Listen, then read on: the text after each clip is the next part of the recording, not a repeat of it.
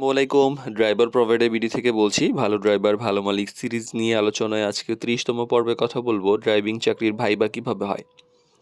তো ড্রাইভার হিসেবে চাকরির জন্য আবেদন করার পর অনেকেরই সময় এমন একটা সিচুয়েশন তৈরি হয় যে সরাসরি ভাইবা দিতে হয়। তো অনেকেই ভাবেন যে ড্রাইভারের চাকরির ক্ষেত্রে আবার ভাইবা কি? গাড়ি চালাতে পারলেই তো হলো।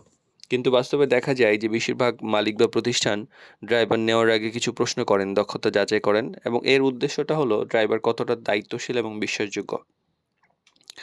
তো এই ব্যাপারে আমরা কিছু জিনিস বোঝার চেষ্টা করি যে কী ধরনের প্রশ্ন সাধারণত করা হয়।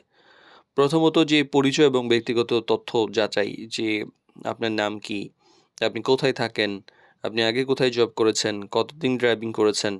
এই প্রশ্নগুলা করা হয় আপনি সিভিতে যেসব তথ্য দিয়েছেন এবং আপনি যে আছেন এই তথ্যগুলো বাস্তবতা মিলানোর জন্য।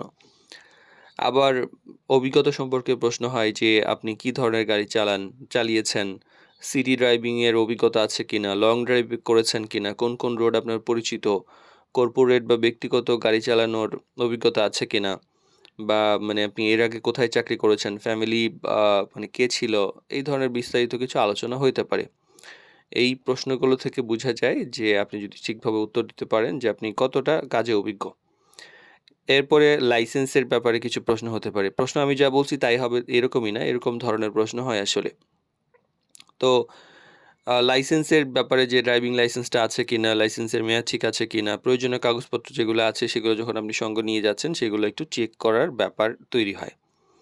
আবার গাড়ি সম্পর্কিত কিছু জ্ঞানের প্রশ্ন করা হয় যে আপনি অমুক গাড়িটা চালিয়েছেন কিনা, গাড়ি নিয়মিত মেইনটেনেন্স যদি করেন কিভাবে করবেন, তেল মোবিল ঠিকমতো চেক করতে পারেন কিনা, টায়ার বা ব্রেকে কোনো সমস্যা আছে এইটা যদি থাকে তাহলে কিভাবে সমাধান করবেন, জরুরি পরিস্থিতিতে কিভাবে নিয়ন্ত্রণ করবেন, ট্রাফিক আইন আপনি জানেন কিনা, বা আপনি মানে সেটা মেনে চলেন কিনা, বা এই ধরনের কিছু ব্যাপার থাকতে পারে। ধরেন কোনো ব্যাপারে মানে আপনি চালাক না বোকা এটাও একটু ব্যাপার থাকতে পারে যে কোনো বিপদে যদি পড়েন সেক্ষেত্রে আপনি কি করবেন?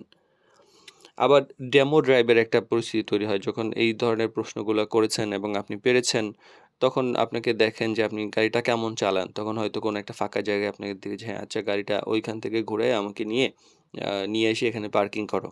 গাড়ি নিয়ন্ত্রণ করতে পারছেন কিনা, ট্রাফিক নিয়ম এর ব্যাপারে আপনি সচেতন কিনা, গাড়ির পার্কিং আপনি ঠিকমতো করতে পারছেন কিনা, ধৈর্য এবং আচরণ আপনার ঠিক আছে কিনা। তো এই যে একটা গুরুত্বপূর্ণ যে ফাইনালি যেটা হয় যে ধৈর্য এবং দায়িত্ব আচরণ এই ব্যাপারগুলা। যে শুধু যে গাড়ি চালানো তা কিন্তু না। যখন আপনি গাড়ি চালাচ্ছেন মালিকের সঙ্গে সবসময় ওঠা-বসা করবেন। তখন আপনি কতটা ভদ্রভাবে কথা বলেন, সময় সম্পর্কে আপনি কতটা সচেতন, আপনি দায়িত্বশীল কিনা। তো এই ভালো আচরণ করাটাও কিন্তু অনেক সময় অনেক গুরুত্বপূর্ণ হয়ে ওঠে এবং এটা বড় পার্থক্য তৈরি করে।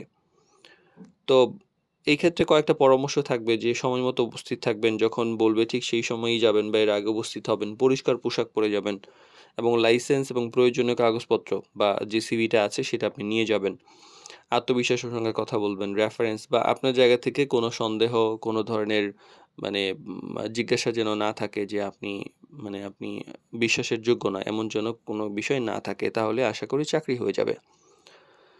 তো ড্রাইভিং চাকরির ক্ষেত্রে ভাইবাটা আসলে অনেক বেশি জটিল হয় না। কিন্তু মানে আপনার অভিজ্ঞতা, আচরণ, দায়িত্ববোধই কিন্তু সবচেয়ে বেশি গুরুত্ব পায়। তো এই ক্ষেত্রে ব্যাপারগুলা খেয়াল করবেন। সুন্দরভাবে প্রস্তুত হয়ে মানসিক প্রস্তুতি নিয়ে যদি আপনি ভাইবার জন্য যান বা সরাসরি দেখা করার যান, চাকরি পাওয়ার সম্ভাবনা অনেক বাড়ে।